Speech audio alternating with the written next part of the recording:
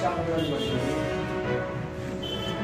ಮತ್ತು 6 ನಾಟಕ ಪ್ರದರ್ಶನ ಮಾಡಿದ್ದೀವಿ, ಒಂದು ರಾಷ್ಟ್ರೀಯ ವೃತ್ತಿ ರಂಗೋತ್ಸವವನ್ನು ಮಾಡಿದ್ದೀವಿ ಕಳೆದ ಮಾರ್ಚ್ ತಿಂಗಳಲ್ಲಿ.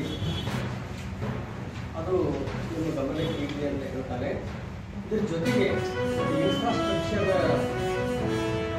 ಡೆವಲಪ್ ಮಾಡೋ ದೃಷ್ಟಿಯಿಂದ ಈಚೆಗಷ್ಟೇ ನಾವು ಏನು 10 ಎಕರೆ ಸರ್ಕಾರ ನಮಗೆ ವೃತ್ತಿ ರಂಗಭೂಮಿಯ ರಂಗಾಯಣ ಕಟ್ಟಲಿಕ್ಕೆ ನಮಗೆ ಜಾಗ ಕೊಟ್ಟಿದ್ದು 10 ಎಕರೆ ಇದೆಯಲ್ಲ ಗೊಂಡಜಿ ಬೆಟ್ಟದ ಪರಿಸರದಲ್ಲಿ.